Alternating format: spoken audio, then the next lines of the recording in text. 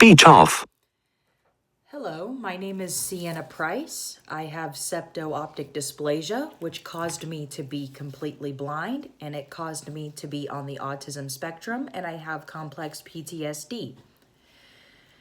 In today's video, we're going to talk about how to deal with the stress when it comes to the holidays, especially as an autistic person who also has complex PTSD.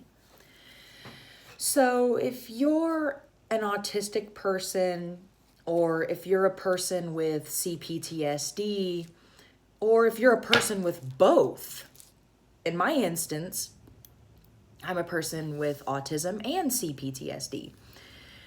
The holidays can be very challenging. There's a lot of change, there's a lot of anxiety, there's a lot of, especially when it comes to the New Year's, and I'm gonna make a video when it gets closer to the New Year's talking about how to deal with that. But when it comes to Thanksgiving and Christmas and the New Year's, there's a lot of change, there's a lot of stress. There can be a lot of sensory overload. So I'm going to give you some strategies on how to work through this and how to prevent from spiraling, because, you know, when you spiral, of course, it's not really good. So I'm going to give you some tips on how to deal with the stress and the anxiety when it comes to the holidays. So the first thing to do is to really understand your sensory needs, because of course you're probably going to go over to family members' houses and there's going to be a lot of people. So understand your sensory needs. Do bright lights cause you stress? Do loud noises, maybe from kids or maybe from babies, or maybe there's too much drama in the families, does that cause you sensory overload? So really take note of what causes you sensory overload, and then put coping skills into practice to help prevent that sensory overload. For me, I have a hard time mainly with toddlers. I have a hard time with screaming toddlers, and sometimes toddlers coming up into my space and invading my privacy. And this is really a big one for me, because not only am I autistic, but I'm completely blind. So if a toddler comes up into my space and I don't realize it, and then they grab me or they, try to scare me or something like that, that is a lot for me. And it does make me, it does get me into that fight or flight response. So what you can do in that moment is, well, first off, recognize your symptoms. Recognize your symptoms when you are having the sensory overload. Are you having the fight reaction? Do you want to fight back? Do you want to flight? Do you want to run? Do you want to avoid it altogether? Or do you just get tense and freeze up? So what do you do in those moments? And then put some coping strategies into place. Some deep breathing. Use a sensory item if you need. Put on some headphones and play some music. Do what you need to do to deal with the situation that you're in. And allow yourself to do those things. Just because you have sensory issues does not make you weak. It does not make you a wimp. It does not make you a wuss. It doesn't make you a coward. So, yeah, if someone says that, let them judge you. Just, just understand that it doesn't make you a coward. And I'm including myself into this whole thing as well. You do not have to tolerate something if it bugs you.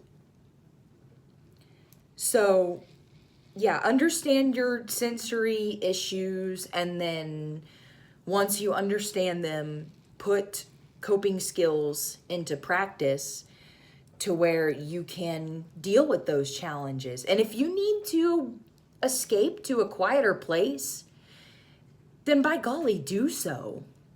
Do what you need to do to get yourself out of that situation.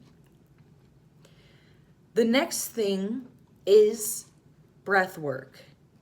Breathing through stress, breathing through anxiety, breathing through depression. That is the best thing you can do. If you feel like you're spiraling, or if you're wanting to prevent from spiraling, deep breathing is one of the best things you can do. And use your accommodations. If you need to curl up under your weighted blanket, if you have one, then do so. If you need to have a cup of tea, do so. That's another great coping skill. A warm drink, hot tea, hot chocolate, hot cider, anything that'll kind of bring a warmness to you. It'll make your body feel warm. It'll make your whole insides just feel warm. And it will help to ease that stress, ease that depression, ease that anxiety. And focus on the taste. What does it taste like? How does it feel? How does the cup feel in your hands? Does it feel warm? Does it feel lukewarm? And just kind of focus on the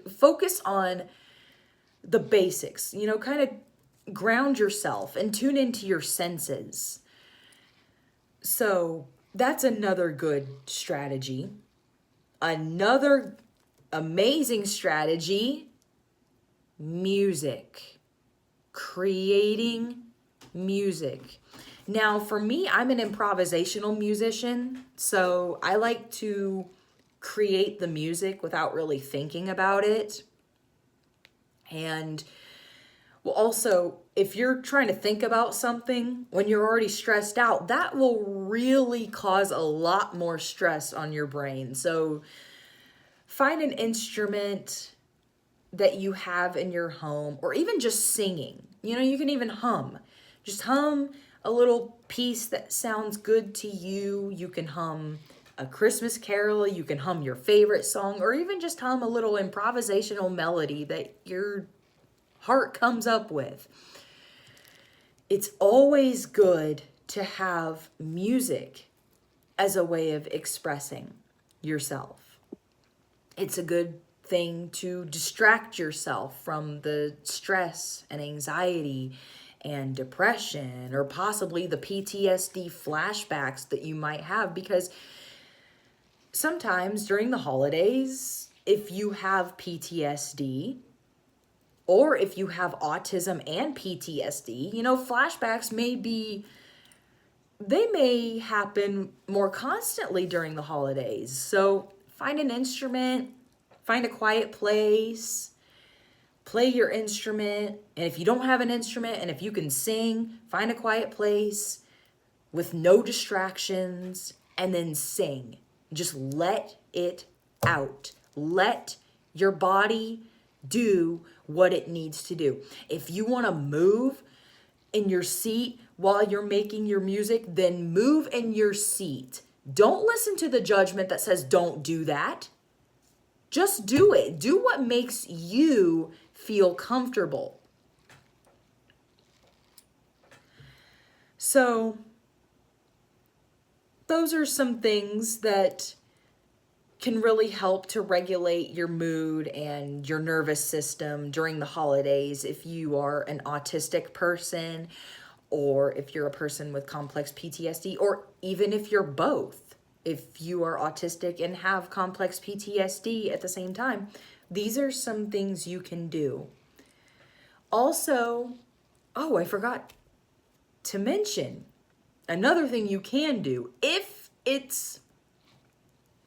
the weather is permittable for this. Go outside, get a little bit of fresh air. Now, for me, I have trouble regulating my body temperature, so sometimes it's out of the question, but I do my best to go outside if it's warm enough, and I like to just sit outside on my porch swing with a hot drink and feel the air, listen to the sound of the wind chimes blowing. If there's birds, listen to the sound of the birds, play a certain song that I love. That's just something I enjoy. So I hope you guys enjoyed this video, and I will see you in the next one. Thank you.